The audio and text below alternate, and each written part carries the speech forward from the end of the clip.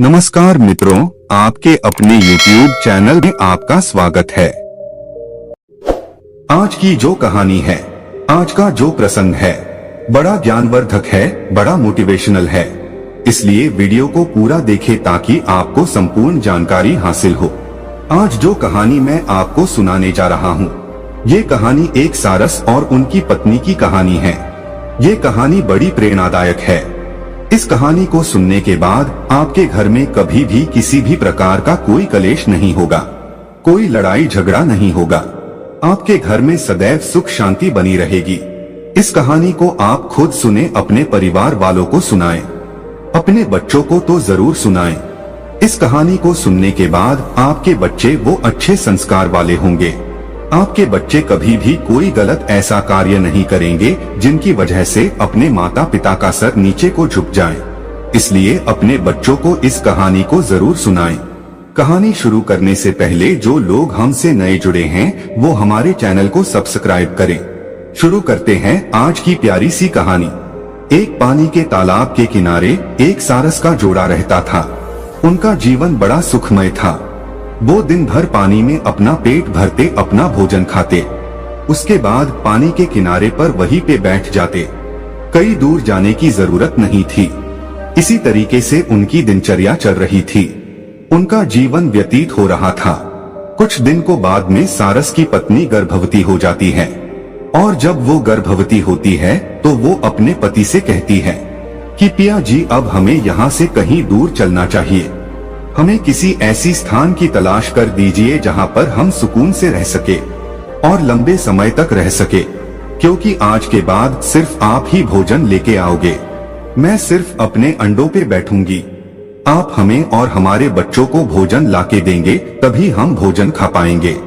तो हमें ऐसे स्थान की जरूरत है जहाँ पे हमें भरपेट भोजन मिले, पौष्टिक भोजन मिले।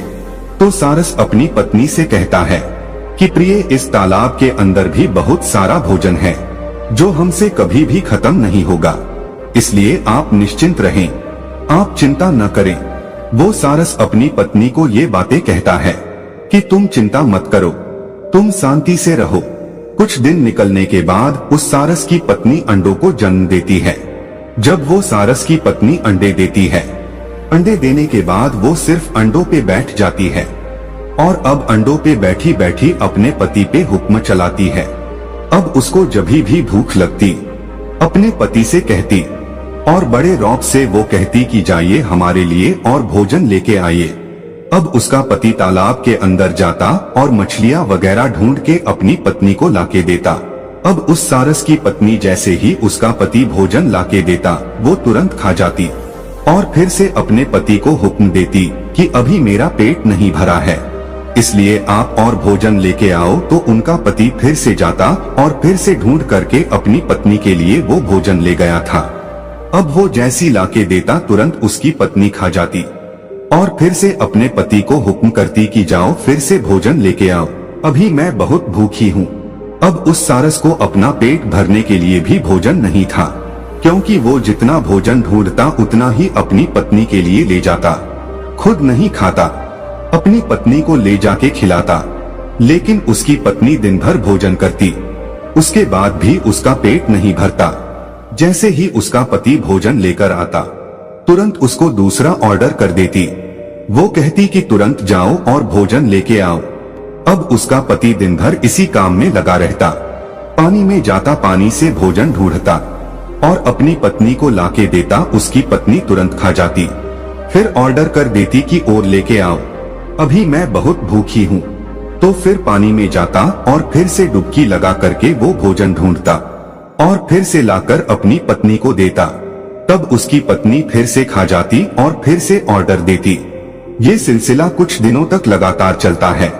अब धीरे धीरे सारस बड़ा परेशान हो जाता है, धीरे धीरे सूखने लगता है, क्योंकि वो खुद वो भोजन नहीं खाता था। वो सीधा जो भी भोजन उसको प्राप्त होता था, सीधा अपनी पत्नी को ले जाके देता था। उधर उसकी पत्नी वो गुस्सा इस बात का निकाल रही थी कि उसने दूसरी जगह जाने के लिए अपने पति से कहा था, लेकिन उसने अपनी पत्नी की बात को नहीं माना था। उसने यही कहा था कि हम यहाँ पे रहकर भी हमारे बच्चों का पालन पोषण कर सकते हैं। इस तालाब में भी बहुत सारा भोजन है जो हमारे लिए पर्याप्त है। यह बात अपनी पत्नी से कहकर अपनी पत्नी को उसी तालाब में रोके रखा।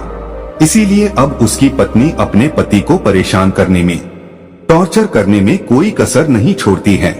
जब उसकी पत्नी अपने पति को टॉर्चर कर रही थी तो कुछ दिन निकल जाते हैं। कुछ दिन के बाद में सारस बड़ा परेशान हो जाता है। सोचने लगता है कि अब मैं करूँ तो ऐसा क्या करूँ। मैं दिन भर इतना सारा भोजन इकट्ठा करता हूँ, इतना सारा भोजन ढूंढता हूँ और सीधा अपनी पत्नी को ले जाके देता हूँ। वो सारे भोजन को खा जाती है। उसके बाद भी उसका पेट नहीं भरता। वो जैसी भोजन ग्रहण करती है तुरंत मुझे दूसरा ऑर्डर देती है। कहती कि तुरंत जाओ और तुरंत और भोजन लेके आओ, अभी मैं बहुत भूखी हूँ। वो सारस सोचने लग जाता है कि अब मैं करूँ तो ऐसा क्या करूँ जिसके कारण मुझे इस पीड़ा से मुक्ति मिले। वो हताश परेशान हो जाता है। धीरे धीरे उसका शरीर, उसका बदन सूखने लगता है। अब उसको काफी दिन हो जाते हैं भोजन खाए हुए। वो जितना भी भोजन ढूंढता सभी अपनी पत्नी को ले जाके दे देता। खुद भूखा प्यासा रहकर भी दिन भर पानी में भोजन की तलाश करता और जो भी भोजन उसको प्राप्त होता उसको तुरंत अपनी पत्नी को ले जाके देता। इसी तरीके से अब वो सारस धीरे धीरे बिल्कुल सूख जाता है। अब उसकी हालात इतने खराब हो जाते कि वो चलने के काबिल भी नहीं रहता, दौड़ने के काबिल भी नहीं रहता, उड़ने के काबिल भी नहीं रहता। लेकिन उसकी पत्नी को उस पर बिल्कुल तरस नहीं था, बिल्कुल दया नहीं थी। अब तो कुछ दिनों के बाद उसके बच्चे और हो चुके थे। अंडों से बच्चे भी निकल आए थे। अब तो बच्चों को भी भोजन ले जाके देना पड़ रहा था, साथ में उसकी पत्नी को भी भोजन ले जाके देना पड़ रहा था। पहले तो वो सारस बीच बीच में थोड़ा भोजन खुद खा लिया करता था, लेकिन अब तो उसके बच्चे भी हैं और उसकी पत्नी भी है। अब तो वो एक निवाला भी नहीं खा सकता था। जितना भोजन उसको मिलता सभी भोजन को अपनी पत्नी को, अपने बच्चों को ले जाके देता, खुद एक भी निवाला नहीं लेता। अब धीरे धीरे सारस के हालात खराब हो जाते। अब वो बिल्कुल सूख जाता है, बिल्कुल हड्डियों का ढांचा बन जाता है। कहते हैं ना कि भूखा भजन ना हो गोपाला, ये पकड़ 3 कंठी माला। क्योंकि भूखे रहकर कोई भी जीव जंतु किसी भी कार्य को नहीं कर सकता। इसी तरीके से अब उस सारस की हालत इतनी खराब हो जाती है कि वो नहीं तो चल सकता, नहीं उड़ सकता, कुछ नहीं कर सकता था। अब वो सारस धीरे धीरे हड्डियों के ढांचे में बदल जाता है। उस सारस का मांस वो सब सूख जाता है। अब वो एक हड्डियों का ढांचा बन के रह जाता है। जब वो सारस हड्डियों का ढांचा बन जाता है, उसकी क्षमता नहीं रहती है। तब वो अपनी पत्नी से कहता है कि प्रिय, अब मैं सिर्फ कुछ दिनों का मेहमान हूँ। अब आप यदि मुझे टॉर्चर ना करें तो आपकी बड़ी कृपा होगी। अब तो बच्चे भी बड़े हो चुके हैं। आप स्वयं भी पानी में जाकर, आप स्वयं भी तालाब में जाकर अपने बच्चों के लिए भोजन ला सकती हो, अपने लिए भोजन ढूंढ सकती हो। अब मैं सिर्फ कुछ ही दिनों का मेहमान हूँ। आप अच्छे से रहना और अपने बच्चों का अच्छे से लालन पालन करना। इतनी बात वो सारस अपनी पत्नी से कहता है। तब उसकी पत्नी कहती है, क्या तुम अभी मरने वाले हो? जब तक जीवित हो तब तक तो हमारे लिए कुछ करो। जब अपनी पत्नी की इतनी बात सुनता है तो वो सारस झुर-झुर रोने लगता है और परमात्मा से दुआ करता है कि परमात्मा, हे मेरे मालिक, हे मेरे परम पिता, तुम मुझे इस धरती से अभी क्यों नहीं उठा लेता? मुझे किस जन्म की पीड़ा दे रहा है? ऐसी नरक की जिंदगी से तो बेहतर है कि मुझे मृत्यु आ जाए। अब वो सारस अपने परमात्मा से दुआ करता है, अपने मालिक से दुआ करता है और कहता है, मेरे मालिक, या तो तू मुझे उठा ले या इस नरक से मुझे मुक्ति दे। इतनी बात कहने के बाद अब वो सारस अपनी पत्नी से बात करना बंद कर देता है और मौन हो जाता है और ईश्वर का ध्यान करने बैठ जाता है। ईश्वर का ध्यान करते हुए कुछ समय उसको निकल जाता है। अब वो एक ही प्रण बना लेता है, ना ही वो कुछ भोजन ग्रहण करता है, ना ही पानी पीता है।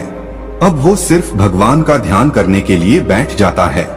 उसने ये वचन लिया, ये प्रण लिया कि मैं जब तक भगवान का भजन करूंगा तब तक या तो ईश्वर मेरे सामने नहीं आ जाते या फिर मेरे शरीर से प्राण नहीं निकल जाते, तब तक मैं भूखा प्यासा रहकर ही भगवान का भजन करूंगा।